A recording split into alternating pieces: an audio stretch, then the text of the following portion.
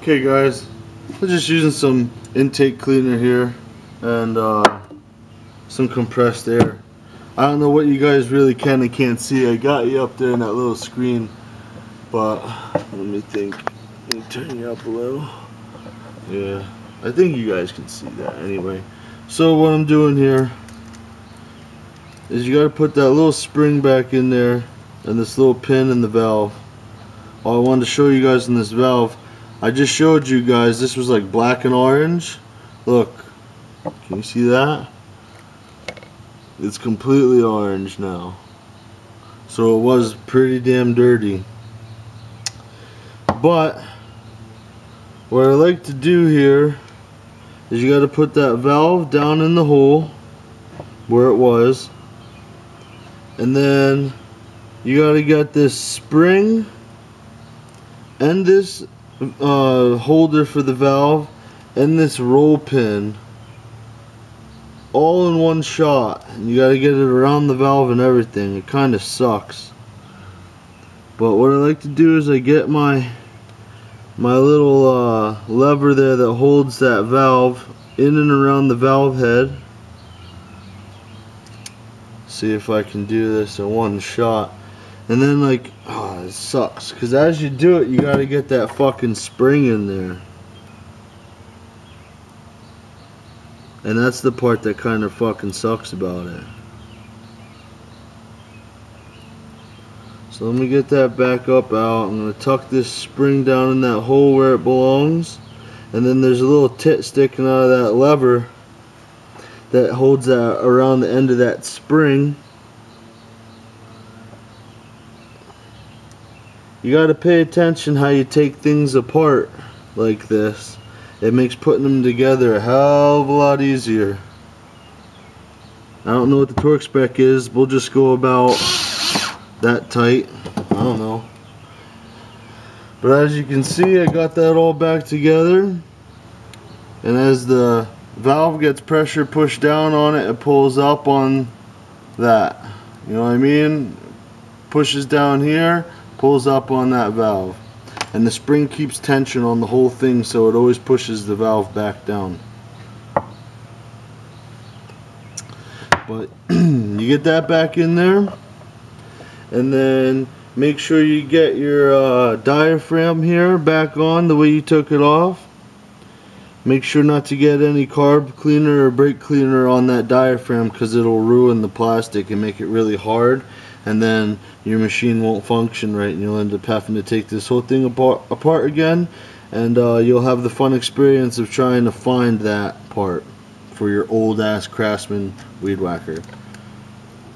It'll probably be fucking 20 bucks and take them 2 months to get it anyway. So just don't get no shit on it, and don't rip it when you take it off. So I have this razor blade here because I was just being very gingerly when I pulled that off. I wanted to make sure I didn't rip it.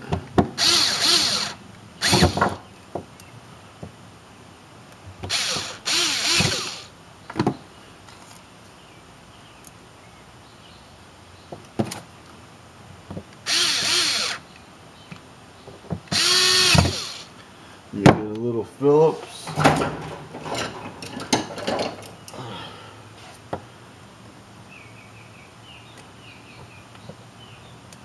That's too small. I guess a regular one would work fine. And give them a little snug. I don't want to strip them using that snap-on screwdriver because it'll strip them real easy. Now for the other side. There's one screw in the center that I got to take out.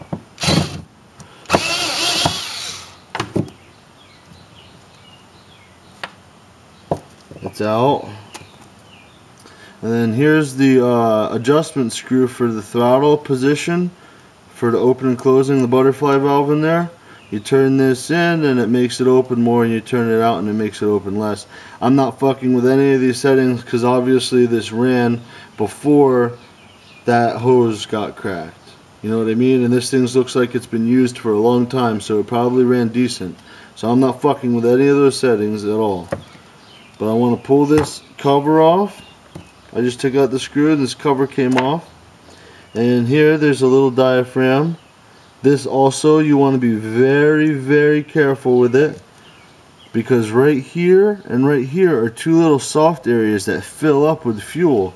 And if you ruin those areas, you got to get a whole nother one of these. You don't want to go through that nightmare. But as I take it apart, I can see right here's a little strainer where the fuel goes. I don't know if you guys can see how much dirt is in there. I'm kind of doing this blind. I can't really see on the camera at the same time. But look at all this dirt right there. You guys see that big chunk of shit? Yeah, that'll make it run like ass. So we'll take that out. There's a couple little jets in here. Couple little holes. I don't know. When I do this, I put carb cleaner in every single one of those holes, and I blow air in every single one of those holes. Whether the holes go anywhere or not, I don't know. I don't know how this thing was machined and made, so I just make sure I clean out every little fucking nook and cranny in all the holes. I usually have a spray bottle, but I'm using this for now. I'm just gonna dump this in all over the place in all these holes. And I like to give it a couple of taps so it works its way down inside there and whatnot. And then what I do is I take my airline and my blowgun.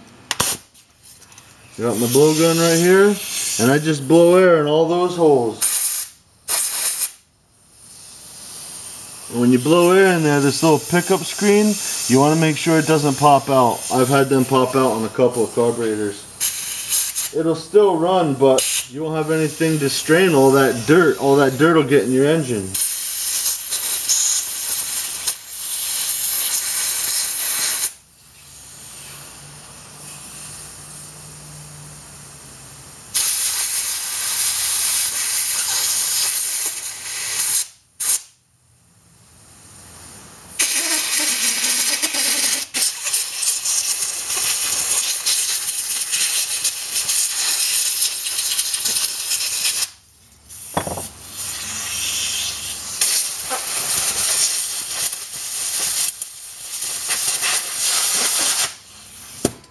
There we go. That was quick and simple and painless.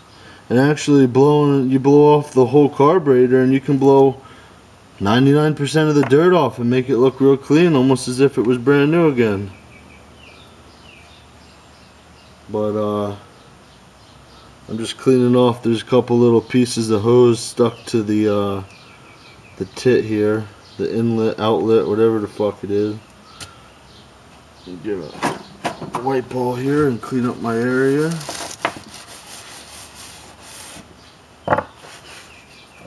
So now what we got here is we got a carburetor with all clean passageways. We're going to put our diaphragm back on. Make sure you put it on the same way you took it off. Don't flip-flop it around.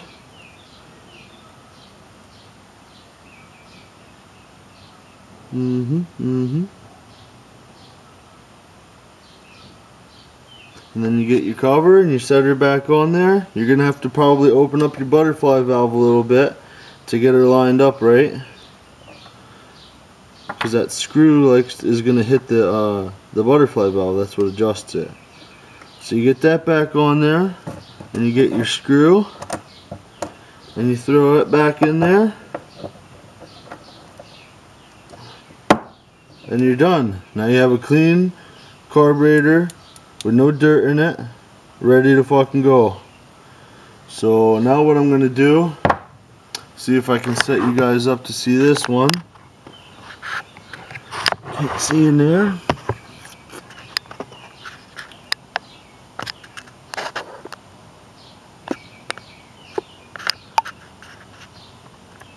Take this carb or rator, and there's a gasket that goes between the carburetor and the engine, and you want to make sure you have that right on the same way you took it off. You can kind of look at the indents in your gasket and the holes on the part you're bolting it to get it to line up the way it was.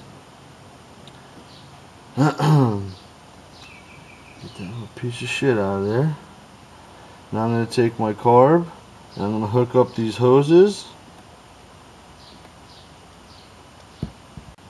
Okay, so I got everything on there. I snugged her up here. You gotta put your 2 Allen bolts back in. Make sure your choke still functions properly. Make sure all your hoses are going back to the titties they belong to. Stick your air filter back in. Your cover back on.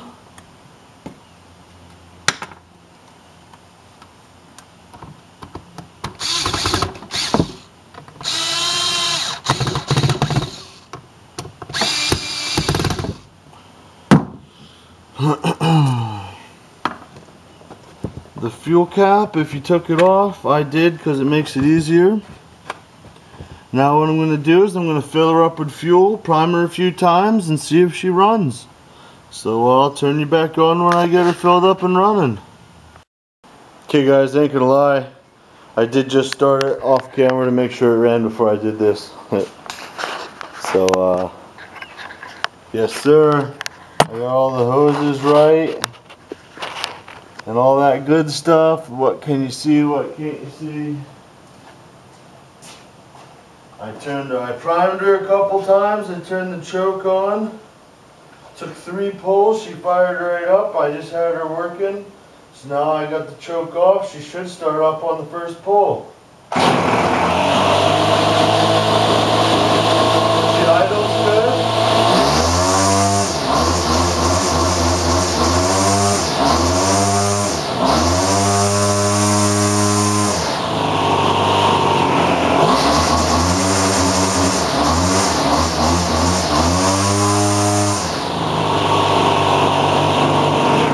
Shut off works. It's like a brand new fucking thing now. But it's an old school Craftsman. There's no model number on it, or there probably is, but I'm just not looking for it. Yeah, model number 358-799210. Yeah, she works good. So